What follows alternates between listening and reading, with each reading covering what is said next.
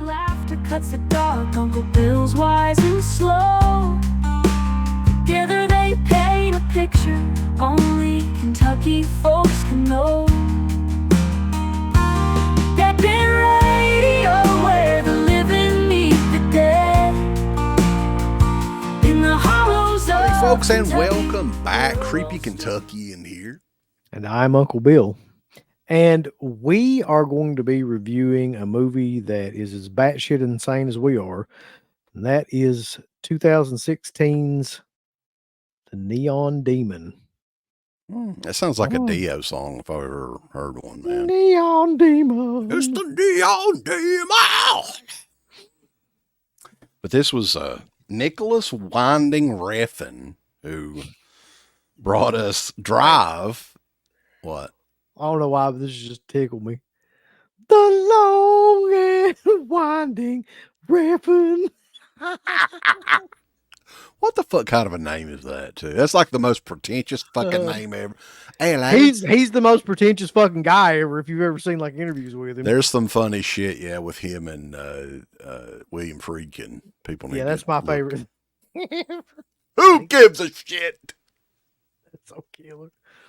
But Anyway, yeah, so yeah. most notably though, that guy directed Drive. That's probably his most famous film. Only God Forgives is the other one I think people Yeah. mention, which I haven't seen that, but I haven't seen that one either, but I've seen Drive. I actually really love Drive a lot, but I'm willing to bet that most of his movies aren't that good. well, he went into what you would call like an experimental phase of his career where he started making like experimental movies that you can't figure out what in the hell's going on. So people that like that kind of thing, I mean, that's your boy now, but this is kind of a mixture of both. It has a narrative, but it's fucking also crazy. Like, and I mean, the third act in this movie is right up there with some of the more just insane, outwaters, crazy kind of stuff that I've seen.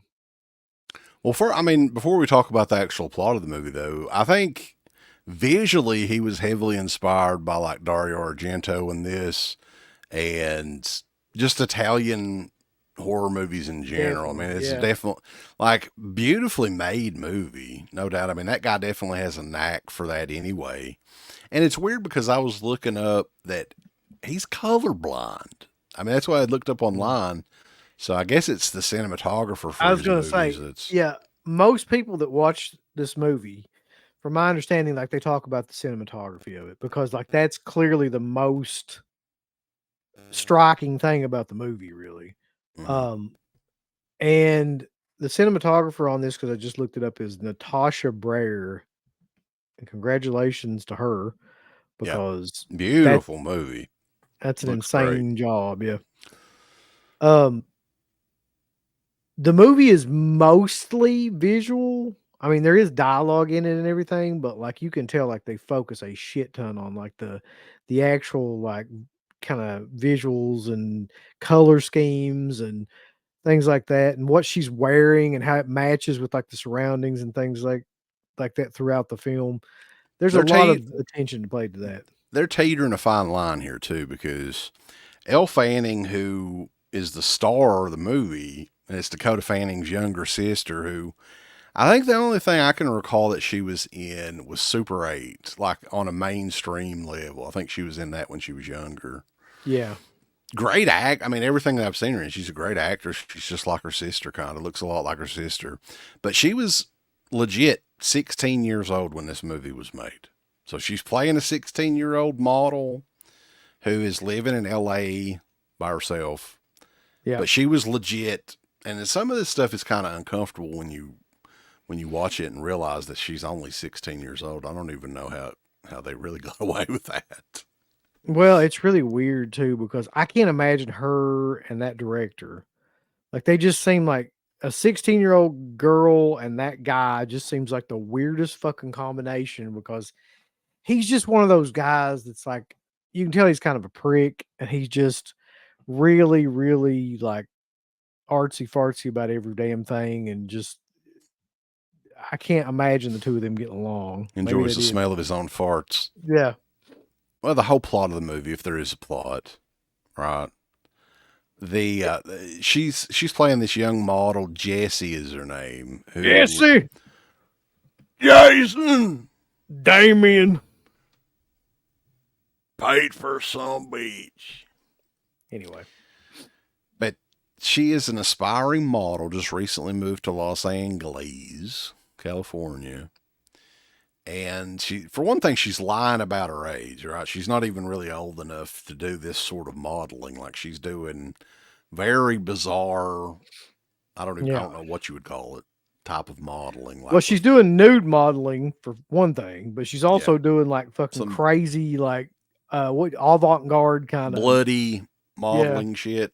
Yeah. That, the guy from Night School would really like. I was thinking that too, because I watched that. And the guy that's the guy that's a photographer, man, it took me forever to figure out what the fuck that guy was in, because I kept looking at him and I was like, I know I've seen this guy in some movie, like just like a real specific kind of role in a specific movie, and it was fucking Ghost Ship of all things that I was thinking of. Buddy, what is it with you and fucking Ghost Ship? You bring that movie up way too much. I don't know. I didn't know I brought it up that much. Well, you've brought it up twice in the last little bit for some reason. Well, it just so happens his ass was in it. I didn't fucking know that. I mean, I didn't plan that to happen. We're going to have to rewatch Ghost Ship then and see what was so memorable about it. No, it wasn't memorable at all. But like he was in it, and for some reason, like that wouldn't be killer if that was the only other movie he was in was Ghost Ship. That would be fucking funny, yeah. Nicholas Winding Refn was like, "Oh, I love Ghost Ship. It's like one of my favorites. Let's get this dude." But anyway, the other, I guess, bigger actress in this movie is Jenna Malone, who plays like a makeup artist who you think is helping her out. Yeah, you think the best way to explain the plot to this movie is it's almost like the Elle Fanning's character is like a young deer going out in the woods alone, like a baby deer, a doe or whatever.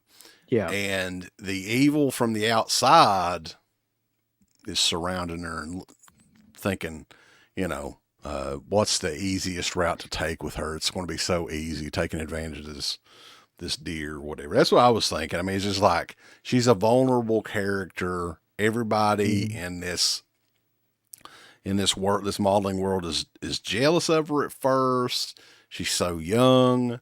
She's beautiful. Everybody's wanting to book her as, she's taking their jobs and she took her job. Yeah. But, the Ruby character, Jenna Malone, she's one that wants to, take advantage of her. There's a variety of other characters throughout the movie that, they just see either dollar signs or, there's something they're wanting from her eyes, her underage eyes. Well, yeah, I mean, that's kind of the overall theme of the movie, which is like this girl kind of getting both literally and metaphorically swallowed up by this industry and getting used to the point where there's nothing of her left. And it's kind of a meditation on when, that kind of lifestyle, when you start to become like all about looks and beauty and fame and things like that becomes your whole life. And then like, there's all these people around you that are super jealous. Like there's two other models in the film who she meets when she first gets there. And like, you think at first that, they're kind of okay and stuff, but as it turns out, they're really just like super jealous of all the attention that she starts to get. She starts to kind of take off as a model, and they've been there for years and they're not really doing anything. And it's like, that's when the movie takes a really disturbing kind of turn. Yeah. Necrophilia is running wild, brother. Yeah. There's shit in this movie. I was like, what? Like what? What was the big movie that Jenna Malone did back in the day? Like she was doing mainstream movies one point in time. Yeah, I mean, I can't remember what, but she was a big name actress there for like a Wasn't brief period of time. was it Stepmom was like a big movie with her in it? She was in Julia Stepmom. I'm pretty Roberts was in sure. that. Yeah. Yeah. She was like the one that was super, hoity-toity about her being her stepmom or whatever. Right. Jenna Malone on stage and screen. Films She's include Contact, Stepmom, Donnie Darko, Cold Mountain. Sucker Punch. That's what happened to her career. That's probably it. Pride and Prejudice, The Ruins. I forgot she was in that movie. Yeah.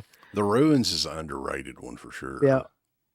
Now, Yeah, Sucker Punch. After Sucker Punch, she's really like, well, then she's in the Hunger Games. So I guess that she's kind of like, she's in every one of those movies. So she probably made her money there. Yeah, I guess she's just doing whatever she wants to do at this point. But this is a very weird movie, man. Yeah, like you were saying, like during the final act of the movie, shit gets really fucking nuts.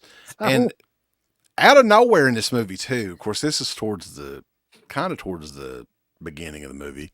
Keanu Reeves is in this fucking movie. Yeah, too, I forgot about Keanu. So he owns like this apartment building that she lives in, and he's also just like a really weird kind of, skeezy-esque kind of guy.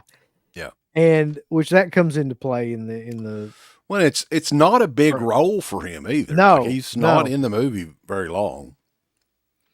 Which makes it even kind of weirder that he would accept it. There's another part too where he's like there's something in Elle Fanning's apartment, and like he goes up there to check, and it's a fucking like puma or something, or what the hell was it? Like a mountain lion? Yeah, that was like it was a fucking mountain. What the hell? I knew Stuntman Mark like his damn movie. Oh yeah. So like so as the third scene starts to unfold, right? So basically it's a straight kind of movie, meaning like nothing too fucking crazy happens for a while. And then I guess the scene where it was like became clear to me that this was going to be like a real experience was when like Jessie Elle Fanning like cuts her hand on something, and then like one of those girls fucking like starts sucking the blood out of her hand. Like Grandpa. Mm-hmm. Yeah. And then she starts hallucinating and shit. And seeing all this kind of weird imagery. And then from there, it just goes from like that. Goes off the deep end. Yeah, she starts having like, later on, she starts having these weird fucking nightmares and visions about like Keanu Reeves forcing her to mouth screw a knife and like deep throat a knife and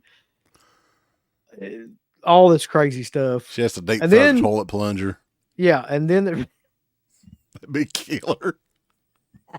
That should be a fucking movie, man. That'd be a killer idea. Like some fucking. We're giving ideas away tonight. Yeah, villain just takes a toilet plunger and sticks it to the side of the door and like, deep throat that. You can hear her like gagging and the toilet being plunged at the same time. That'd be so killer. That would be. That's a scene in the movie right there. So, and then like you were talking about the necrophilia. Yeah. Hits. The Jenna Malone's character is very sexually frustrated. You can say that. And it's like Necromantic 2 all over again.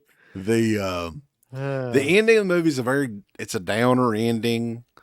It's really a downer of a movie. I mean, it's beautifully made. Like we were saying, visually, it looks great. His cinematographer is a great visual filmmaker. I don't know how great of a filmmaker that guy is, but I do know that like he does get really good cinematographers. Yeah. So it's like his shit looks great. Yeah. The dialogue is very suspect in this movie, as is like the overall kind of plot. But I was watching the ending of that movie and I'm like, you got to give it to them, man. They were going for shock value, I guess, more so than anything. And it's like they really got it, because not to give anything like too far away at the main ending of the movie, but it's a metaphor for like the modeling industry. I think the entertainment industry in general. Mm-hmm. And let's just say that the metaphor is that people tend to get swallowed up in that industry. Literally. Yeah. And then once you swallow them up in that industry, you gotta fucking puke the fucking eyeballs out. That's right. I'll hurt your boy. But this was another one. Carter Derdenchen picked out this movie, Neon Demon, from Nicholas Winding Refn. Get me a glass of wine and a shrimp cocktail. I want me some crackers and caviar. Fuck you. I'm sorry, but do you have any poached salmon? But anyway, This was an interesting one-time watch. Is this a movie I'll ever watch again? No. I mean, it's slow. It's a very slow-paced movie. It looks great. It would be cool to to test out your TV if you got the 4K or whatever. But this isn't something that I'm going to go back to and rewatch. I'm going to watch this again tomorrow night. I'm like, watch it with the whole family. Yeah. Yeah. Like, make sure you stay for the ending. No, I mean, I agree with that. Like, I think you have to be a certain type of viewer to really get into movies like this. And I don't think I'm that type of viewer. Like, from the very beginning of it, like, although I liked the cinematography, like, there's a lot of shots that I thought were just pretentious kind of bullshit. Mm-hmm. And it just goes on and on and on. And, like, I can appreciate what he was doing, what he was trying to do, but it's just like, you're just making like visual. And somebody made the comment too, in something that I was reading about this movie too, where it was like, like it's literally like style over substance. So the point of the film itself is to be style over substance, because that's what's going on in the story. That's the modeling industry in general. And I'm like, I guess I could see that, but it's just a really annoying film to watch because of that, to me. Yeah. I mean, the pluses, though, other than the visuals, I think Elle Fanning's a pretty damn good actress. Like, she's intriguing. She's got a unique look. But yeah, I mean, it's not a terrible movie. I was shocked that A24 had nothing to do with this movie, because this is totally an A24 movie. I think that guy, that Nicholas Winding Refn, is that he would be great for A24. Like, he's exactly like what they're looking for. If he's not already made some shit for them, he should. And I didn't realize this. I mean, this is a 2-hour movie from 2016. It is 8 years old at this point, and I had never really heard anybody mention it at all. So big shout out to our buddy Wayne Carter Derdenchen picking this out. We can tell you what some of the reviews are going to be for August. I Saw the Devil from 2010 and Night of the Hunter from 1955. Robert Mitchum joint, which everybody jacks this movie off, and we're going to have to review it and talk about it. Like, I have never seen that movie, and I pray that it's as good as people say it is, because that is a movie where everybody always talks about how killer it is. Yeah. I want to play the hunter from Dawkins as I'm watching it. Play Night of the Hunter. All right, guys, but we appreciate everybody checking this review out. And we will catch you guys next time over at DEADPIT.com. Come on over. I'd like to tell people, thumbs up the video, Uncle Bill. Would you? Yes. Thumbs it up with violence and fury, and just love everything about it, right, Uncle Bill? Yeah. You hit the heart button, then you hit the ass button, then you hit the go fuck yourself button. Follow that up with the I don't give a shit button. There's all kinds of wonderful shirts over at shop.deadpit.com. Simply the best horror shirts. On TeePublic, there are others, but they all suck. You can get some Dead Pit Radio shirts. You can get Last South on the Left. The Hills Have Eyes. Texas Chainsaw. Oh, wait, you can't say Texas Chainsaw. all kinds of shirts, folks.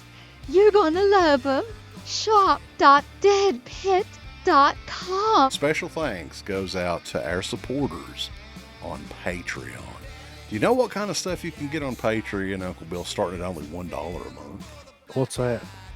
Access to every Dead Pit show since 2005.